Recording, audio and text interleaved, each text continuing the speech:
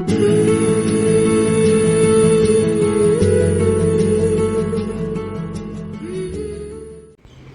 உங்கள் ride with மிவனி. இன்றைக்கி நாம் வீடியோவில் என்ன பார்க்க போகிறோம்னா, எல்லாருக்கும் யூஸ்ஃபுல்லான, அதுவும் இந்த கிளைமேட்டுக்கு யூஸ்ஃபுல்லான ஒரு வீடியோ தான் பார்க்க போகிறோம். உடல் பலவீனமாக இருக்கிறவங்களுக்கு அடிக்கடி ஏற்படும் இந்த சளி தொல்லையையும் ஒரு வைரஸால் தான் ஏற்படுதுங்க. பட் உடலில் நோய் எதிர்ப்பு சக்தி உள்ளவங்களுக்கு சளி தொல்லை, இருமல் போன்றவை வருவதில்லைங்க. ஒருவேளை ஏற்பட்டாலுமே சீக்கிரமாக சரியாயிடும். ஏன்னா அவங்க உடலில் நோய் எதிர்ப்பு சக்தி அதிகமாக இருக்கிறதுனால. அதுவே உடலில் நோய் எதிர்ப்பு சக்தி கம்மியாக இருக்குது அப்படின்னா அவங்களுக்கு அடிக்கடி சளி ஏற்படும். அப்புறம் ரன்னிங் நோஸு, அப்புறம் காய்ச்சல், இருமல் அப்படின்னு சொல்லி மாறி மாறி அவங்களுக்கு வரும். இதனால் என்ன ஆகும்னா தொண்டை கரகரப்பு, அப்புறம் தொண்டையில் எப்போதுமே சளி தங்கி இருந்துக்கிறோம். அந்த மார்பு மார்பு முழுவதுமே சளி தேங்கி இருக்கிறதுக்கும் சாதகமாகிடுது. அதில் ஒரு சில ஆண்கள் என்ன செய்வாங்கன்னா, புகைப்பிடிக்கிறது பழக்கம் இருக்கிறதுனால சளியானது நுரையீரலில் தேங்கி அப்படியே ரொம்ப கட்டியாக இறுகிறதுங்க. அப்படிப்பட்டவங்களுக்கு ரொம்ப சில நேரங்களில் அந்த நுரையீரல் சளியே உயிர் போகிறதுக்கு கூட காரணமாகி விடுகின்றது. இவ்வளவு ஆபத்தான இறுகிப்போன நுரையீரல் சளியை எப்படி எளிமையான வீட்டு வைத்தியத்தின் மூலமாக, அதுவும் நம்ம வீட்டில் உள்ள பொருட்களை வைத்து எளிதில் சரி செய்கிறது அப்படிங்கிறத பற்றி தான் இந்த வீடியோவில் பார்க்க போகிறோம்.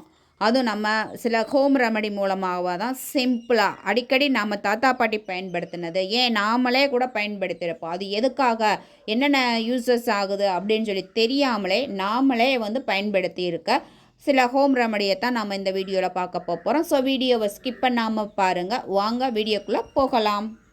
இஞ்சி சாறு, எலுமிச்சை சாறு மற்றும் தேன் கலந்து காலையில் வெறும் வயிற்றில் குடிப்பதுனால மிகுந்த பலன் கிடைக்குங்க. இந்த மூணும் சேர்ந்து நாம் குடிக்கும்போது மார்பில் இருக்க அந்த கெட்ட சளி, அப்புறம் அந்த கெட்டியான சளியை கொஞ்சம் கொஞ்சமாக கரைச்சி மலம் வழியாக வெளியேற்றிருங்க. அந்த அளவுக்கு இந்த ட்ரிங்க்ஸுக்கு இந்த பவர் இருக்குங்க. இந்த கலவையை எடுத்துக்கிறதுனால இந்த சளி மட்டும் வெளியேறது இல்லைங்க, அதை தாண்டி நிறைய ஹெல்த்துக்கு பெனிஃபிட்ஸை கொடுக்குதுங்க. அது என்னென்னு பார்க்கலாங்க. உடல் சூட்டை குறைக்குதுங்க. உடலில் நோய் எதிர்ப்பு திறனை அதிகரிக்க செய்வதோட சர்க்கரையின் அளவுகளையும், சர்க்கரையின் அளவை சீராக ரத்தத்தில் வைக்குதுங்க. மேலும் உடலின் எடையை குறைப்பதற்கும் இந்த தேனும் வெந்நீரும் ஹெல்ப் பண்ணும். இப்போ நாம் இதை எப்படி ப்ரிப்பேர் பண்ணுறது அப்படின்னு சொல்லிட்டு நம்ம பார்க்கலாம். ஒரு டம்ளர் அளவுக்கு கொதிக்கிற தண்ணியில் தோல் நீக்கி இஞ்சி துண்டுகளை போட்டு கொதிக்க விடணுங்க. அதுக்கப்புறமா அதை வடிகட்டி வெதுவெதுப்பான தண்ணீரில் எலுமிச்சை சாறையும் ப்ளஸ் தேனையும் கலந்துக்கணுங்க. கொதிக்கும் போது இதை சேர்த்தோம் அப்படின்னா அந்த தேனோட தன்மையே அதோட இழந்துடுங்க. இந்த சாறை இப்போ எடுத்து இதை குடிக்க தயாராக இருக்குங்க. இதை குடித்தோம்னாலே நம்ம மார்பில் இருக்க கெட்டியாக தேங்கி நிற்கிற அந்த சளிகள் கொஞ்சம் கொஞ்சமாக கரைஞ்சிருங்க. அதே மாதிரி இருமல், அடிக்கடி காய்ச்சல் வர்றது, இது மட்டும் இல்லாமல் ஏன்னா உடலினுடைய நோய் எதிர்ப்பு சக்தி இருந்தாலே நமக்கு எந்த ஒரு நோயோ எந்த ஒரு வைரஸ் தொற்றுக்களோ தாக்காதுங்க. அடுத்து இஞ்சி சாறும் தேனும் கலந்துமே நம்ம வெறும் வயிற்றில் எடுத்துக்கலாம். அவ்வாறு எடுக்கும்போது என்ன ஆகும்னா, இஞ்சியானது நம்மளுடைய பசியை தூண்டுங்க. சளி மற்றும் இருமல் தொந்தரவு இருந்தாலே சாப்பிடவே பிடிக்காது. மேலும் ஒரு சிலருக்கு பார்த்திங்க அப்படின்னா பசியே ஏற்படாது. அப்படியே பசி ஏற்பட்டால் கூட அந்த சளி தொந்தரவுனால் சாப்பிட பிடிக்காது. மேலும் ஒரு சிலர் எடுத்துக்கிற அந்த ஜங்க் ஃபுட்டு மற்றும் அதிகப்படியான சாப்பாடு மற்றும் எளிதில் ஜீரணமாகாத ஹார்டான உணவுகள், இதனால் கூட பலருக்கு பசி உணர்வே வராது. அப்படிப்பட்டவங்க காலையில் இந்த இஞ்சி சாறை எடுத்துக்கும் போது நல்ல பசியை தூண்டுங்க. அதே மாதிரி பசி உணர்வும் ஏற்படும். இதனால் சரியான டைமுக்கு நம்மளால் சாப்பிட முடியும். ஸோ இஞ்சியில் vitamin A, vitamin C, vitamin B6, vitamin B12 மற்றும் கால்சியம், பொட்டாசியம், மெக்னீஷியம், சோடியம், இரும்புச்சத்துன்னு பல சத்துக்களை இந்த இஞ்சி கொண்டுள்ளதுங்க.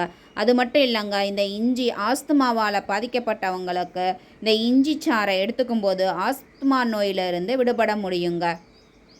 அடுத்த ரெமடி பார்த்திங்கன்னா, இஞ்சி சாறை துளசியோட சேர்த்து சாப்பிடும்போது வாயு தொல்லை நீங்கிறது. அப்புறமா என்னாகும்னா, அந்த இஞ்சி சாறை காலையிலேயே குடிக்கிறதுனால உடல் சுறுசுறுப்பாக இருக்குங்க. அது மட்டும் இல்லாமல் ஒரு சிலருக்கு தூங்கி எழுந்ததுமே தலை சுற்றல், குமட்டல், வாந்தி என இந்த தொந்தரவுகள் வரும், இந்த பித்தங்கள் அதிகமாகிறது. இது எல்லாமே இஞ்சி சாறும் தேனும் கலந்து எடுக்கிறதுனால வந்து தடுக்கப்படுதுங்க. ஒரு டம்ளர் தண்ணியில் 1 ஸ்பூன் வெந்தயத்தை போட்டு நல்லா கொதிக்க வச்சிடலாங்க.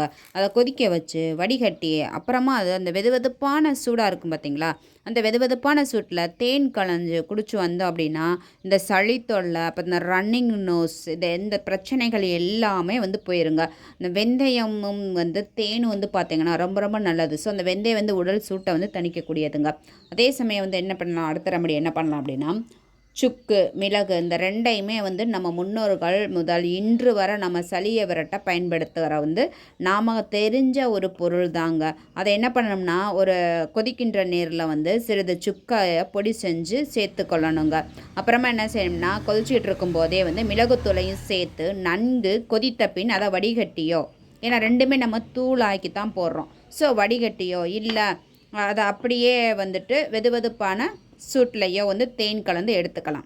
ஏன்னா அது ஏன் வேணால் ஒரு சிலருக்கு வந்துட்டு வடிகட்டாமல் அந்த திரள இருந்தால் பிடிக்காது. அவங்க அப்படியாப்பட்டவங்க அதை வடிகட்டிடலாம். இல்லை நான் அப்படியே எடுத்துக்கிறேன்னா தாராளமாக அப்படியே அதில் வந்துட்டு கொஞ்சமாக தேன் கலந்து எடுத்துக்கலாம். இப்படி எடுக்கிறதுனால வந்து எப்பேற்பட்ட இருமலையும் வந்து கட்டுப்படுத்தக்கூடியதாக இருக்கும். அதே சமயம் என்ன செய்யும்னா, நாள்பட்ட சளியையும் வந்து வெளியேற்றக்கூடியதாக இருக்குங்க. அடுத்து என்ன பண்ணலாம் அப்படின்னா, துளசி சாறையும் சின்ன வெங்காய சாறு அப்புறமா இஞ்சி சாறு சம அளவு எடுத்து அதை வந்து நம்ம குடிச்சு வந்தோம் அப்படின்னாலுமே நாள்பட்ட சளி அப்புறம் நுரையீரலில் தங்கியிருக்க சளிகளில் இருந்தும் விடுபட முடியுங்க. அடுத்து வந்து மிளகுத்தூளை வந்து நம்ம அடிக்கடி உணவில் சேர்க்கறது மூலமாக சளியை உடலில் இருந்து விரட்டலாங்க. நம்ம முன்னோர்கள் எல்லாமே என்ன பண்ணாங்கன்னா, சமையலில் காரத்துக்காக வந்து அது தோசையாக இருக்கட்டும் அல்லது குழம்பாக இருக்கட்டும், அது என்ன ஒரு ரெசிபி என்ன இருந்தாலும் சரி, அந்த சமையலுக்காக வந்து காரத்துக்காக மிளகத்தாங்க பயன்படுத்தினாங்க. நாளடைவிலவோ அதுவும் ஆப்பிரிக்காவிலேருந்து அறிமுகமான ஒரு மிளகாயத்தான் நாளடைவில் வந்து நாம் பயன்படுத்த ஆரம்பித்தோம். ஸோ மிளகாயை தவிர்த்து விட்டு மிளகை நம்ம சமையலில் அதிக அளவில் பயன்படுத்தினாலே சளியை வந்து விரட்டுவதோட சளி நம்ம உடலை நெருங்காமல் வந்து பாதுகாத்த முடியுங்க. இந்த மிளகை வந்து நம்ம அதிகம் எடுத்துக்கிறதுனால என்ன ஆகும் அப்படின்னா, தொண்டை கரகரப்பு மட்டும் சரியாகாமல் உடலில் வந்து நோய் எதிர்ப்பு சக்தியையுமே வந்து அதிகரிக்க செய்யுங்க. காலையில் வெறும் வயிற்றில் 2 பூண்டு பல்லை தோலை நீக்கிட்டு பச்சையாக மென்று சாப்பிட்டு வந்தோம். அது மூலமாகவே வந்து நம்ம சளியிலிருந்து விடுபடுவதோட உடலில் உள்ள வாயு தொல்லையுமே நீங்கிருங்க. அதை அந்த பூண்டு பல்லை வந்து பச்சையாக தோலை உரிச்சிட்டு மென்று சாப்பிட்றதுனால வந்து வாயு தொல்லை நீங்குங்க.